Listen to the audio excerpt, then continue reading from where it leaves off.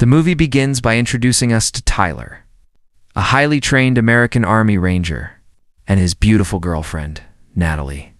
The young couple has decided to take a much-needed vacation, venturing deep into the lush, the isolated wilderness of the Pacific Northwest for a romantic camping trip. For Tyler, this is no ordinary weekend getaway. He has carefully planned every single detail of this trip because today is the day he is finally going to ask the woman of his dreams to marry him. Natalie, completely unaware of his life-changing intentions, simply views this as a fun, relaxing escape from the noisy city. Surrounded by towering trees in total isolation, the couple spends a picturesque day hiking through the dense forest, playfully snapping memorable photographs of each other, and working together to set up their cozy camping tent. The atmosphere is filled with pure joy and deep affection. Later that afternoon, while taking a break near the edge of a breathtaking, rushing waterfall, Tyler seizes the perfect moment. He pulls out a ring and gives it to Natalie to marry him. Overwhelmed with happiness, she instantly accepts. As night falls, wrapping the forest in absolute darkness, the newly engaged couple retreats to the safety of their tent, chatting happily before drifting off to sleep. However, the peaceful silence of the wilderness is suddenly broken. In the dead of night, Natalie's eyes snap open. She hears a strange, deliberate, and knocking sound echoing from the trees outside. Deeply unsettled, she gently shakes Tyler awake and whispers what she heard. Tyler, a pragmatic military man, tries to calm her down. He reassures her that they are deep in the wild, surrounded by miles of untamed nature, and the sounds are likely just nocturnal animals moving through the brush. He tells her to ignore it and go back to sleep, but the rhythmic, eerie knocking continues. Growing suspicious, Tyler grabs his flashlight and steps outside the tent to investigate the perimeter. Scanning the dark tree line, he finds bizarre, unnatural formations, large tree branches snapped and deliberately stacked alongside. Heavy boulders arranged by size. Back inside the tent, the knocking grows louder. Natalie calls out for Tyler in a panic. Suddenly, the side of the tent is violently ripped open. A massive, horrifying beast grabs Natalie. Before Tyler can even react, she screams in absolute terror as the monstrous entity drags her away into the pitch-black depths of the deep woods. Tyler sprints after her, screaming her name, but the forest swallows her whole. In an instant, the love of his life is gone. The story flashes forward one agonizing year later. Tyler is entirely broken, suffering from severe depression and trauma. He has been staying inside a psychiatric clinic, trying to cope with the mental scars of that night. Sitting across from his doctor, Tyler calmly states that he is ready to be discharged and wants to go home. The doctor carefully evaluates him, asking about his current mental state. Playing the game perfectly? Tyler emotionlessly recites the official story. He accepts that his fiancée was brutally attacked and killed by a wild bear.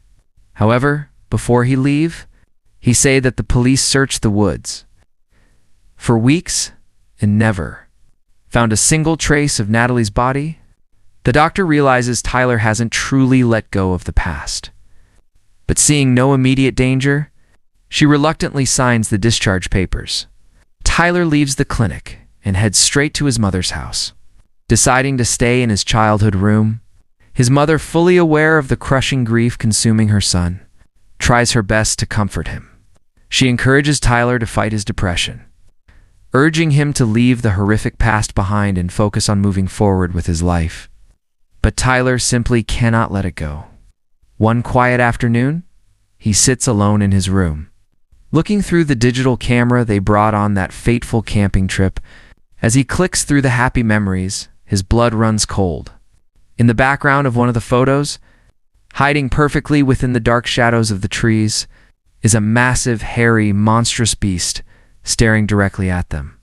It wasn't a bear. The proof is right in front of him.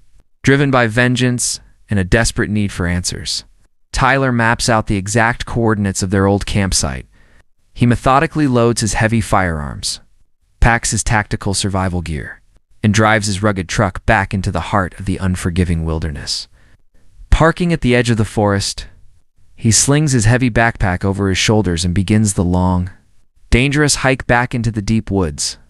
Along the way, he walks right past a series of strange, tribal warning symbols hanging on the ancient trees, completely oblivious to the ancient danger they represent. As Tyler reaches the exact area where his life fell apart, he discovers a set of massive, unnatural footprints stamped deep into the mud. Immediately, his military training kicks in. He readies his high-powered sniper rifle, scanning the thick foliage, but he is not alone. Something massive is quietly stalking him from the shadows, tracking his every move.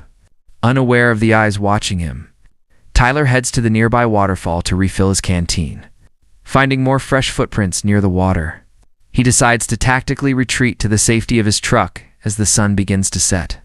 Locking the doors, he tries to get some sleep in the driver's seat. Suddenly, a loud crash jolts Tyler awake. A massive rock smashes into his truck window. Before he can even process the attack, the towering beast charges from the darkness, violently thrusting a massive, heavy tree log right through the glass. Tyler panics, slamming his foot on the gas pedal in a desperate attempt to drive away. But the beast's raw strength is terrifying. It leaps onto the hood of the truck, crushing the metal, and violently rips the side door clean off its hinges. Surrounded by thick, blinding fog, Tyler blindly fires his weapon into the mist, desperately trying to survive. Just as the chaos peaks, an armed hunter emerges from the dense fog, aiming his rifle at Tyler. Seeing the panic, the hunter orders Tyler to lower his weapon and asks what the hell's going on. Catching his breath, Tyler questions the man in return. The hunter explains that he has been tracking something out here and offers to take Tyler back to his fortified camp. Once safely back at the camp, the hunter questions Tyler's presence, and Tyler also asking the hunter that what he is doing because it isn't even hunting season. The hunter lies, claiming he is just on a recreational hiking trip. Tyler then asks the hunter about a mysterious Sideline Corporation sign he saw in the woods. The hunter scoffs, revealing that he has lived out in these woods for years and has never seen a single corporate worker step foot in this territory. The hunter then shares his own chilling experiences, describing bizarre knocking sounds, stacked rocks, and strange shadows. Hearing this, Tyler drops his cover and admits that whatever attacked him last night and whatever took his fiancée a year ago is absolutely not a bear. Realizing they are hunting the same monster, the hunter tells Tyler he has something to show him. Armed to the teeth, the two men venture deep into the treacherous woods. The hunter points out the deep, territorial tribal markings carved high up on the tree trunks. But when they circle back to the hunter's camp, they find it completely ransacked and destroyed. The beast knows they are here. It is hunting them. Gripping their rifles tightly, the two men track the monster's path. As they push through the brush, they make a horrifying discovery. A massive, rotting pile of human bones scattered across the forest floor. Just as Tyler stares at the gruesome remains, a massive boulder flies through the air, directly crushing the hunter's leg with a sickening crunch. The hunter screams in absolute agony. Knowing the sound will draw the beast, Tyler immediately tackles him, clamping a hand over his mouth to silence the screams, and aggressively drags the wounded man away to safety. Tyler hides the bleeding hunter in the brush and, carefully, sneaks back to retrieve their dropped weapons and gear. But as he reaches the site of the attack, his heart shatters. Lying in the dirt is a single familiar ring. It belonged to Natalie. The crushing, undeniable reality hits him. She was brought here and eaten by the beast. Tears stream down Tyler's face as he breaks down in silent, agonizing grief. But a sudden, monstrous roar snaps him back to reality. He grabs the gear and sprints away just as the beast closes in. Returning to the hunter, Tyler acts quickly. Seeing the bone protruding from the man's leg, Tyler pours raw alcohol over the gruesome wound to sterilize it, snaps the bone back into place, and tightly binds it with a makeshift splint and bandages. Acting as a human crutch, Tyler practically carries the crippled hunter on his shoulders, desperately trying to navigate out of the beast's territory. When night falls, they are forced to stop. They build a small fire to keep warm. As they talk in hushed tones, they hear a heavy rustling nearby. Tyler shines his flashlight into the darkness and catches a glimpse of the towering, hairy monster. Without hesitation, Tyler fires his rifle, causing the massive creature to retreat into the shadows. The next morning, exhausted and starving, Tyler tries to catch fish in a nearby stream but comes up completely empty. With no food and limited water, they are forced to keep moving, running purely on adrenaline. The hunter, knowing his shattered leg is slowing them down, begs Tyler to abandon him. But Tyler, fueled by his ranger code, fiercely refuses to leave a man behind. That night, as Tyler falls into a deep, exhausted sleep, the hunter makes a silent, sacrificial choice. Taking his own rifle, he quietly leads away into the freezing woods, intending to draw the beast away so Tyler can survive. When Tyler wakes up the next morning, he immediately notices the hunter is gone. Panic sets in, and he frantically follows the drag marks through the dirt. Eventually, he finds the hunter's broken glasses, his dropped rifle, and a pool of fresh blood. Following a screaming sound, Tyler peers through the bushes. To his absolute horror, he sees the giant beast aggressively eating the hunter alive. Tyler tries to stay perfectly still, but the beast's sharp senses detect him. The monster locks eyes with him. Tyler turns and sprints for his life, but he drops his gun in the panic. The beast is impossibly fast. It easily catches up, violently tackling Tyler to the ground. The creature grabs Tyler's leg and lifts him.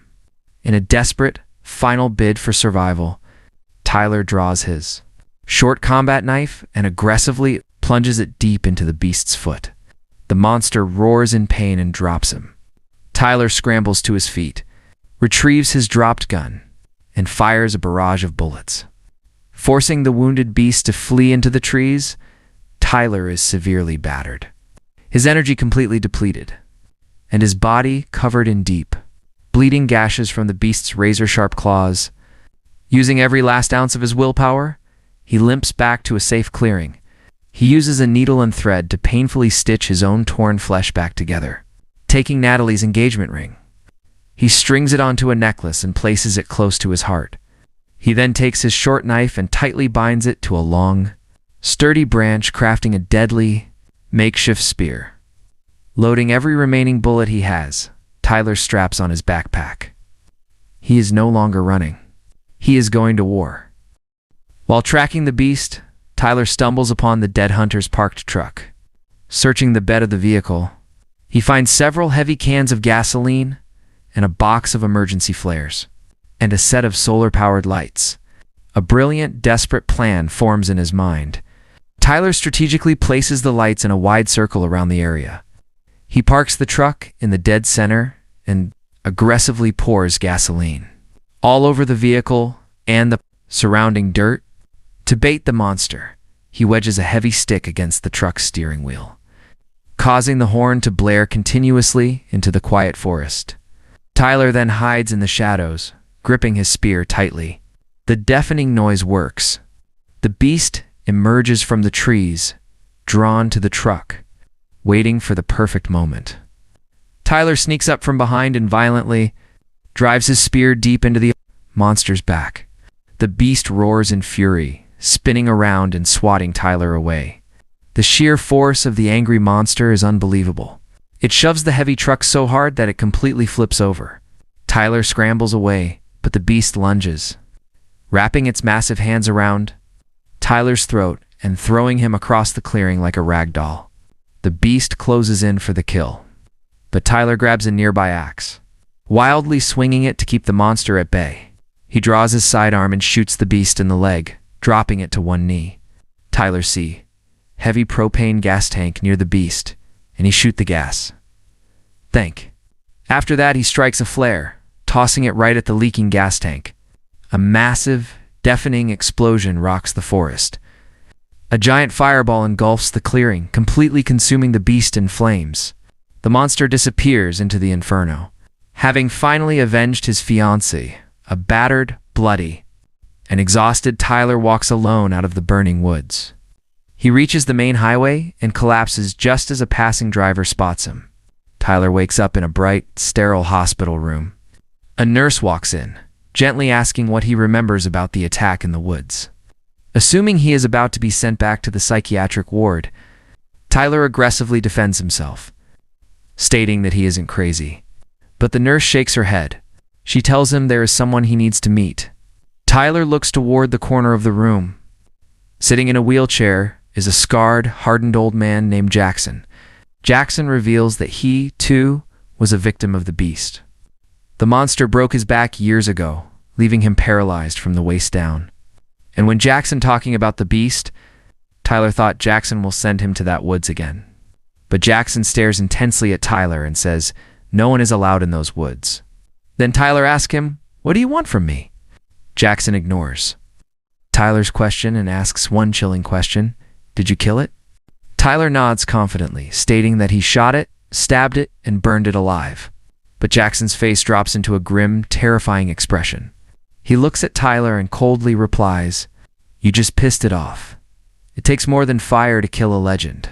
Confused and alarmed, Tyler asks, what the hell is going on? The nurse steps forward, revealing that she and Jackson work together for a highly secretive organization. Jackson smiles grimly, explaining that he is putting together a specialized team to hunt these monsters down, and he wants Tyler to join the fight. The movie end. Thanks for watching. If you enjoy the recaps, PLs, like and subscribe. See you in next recap.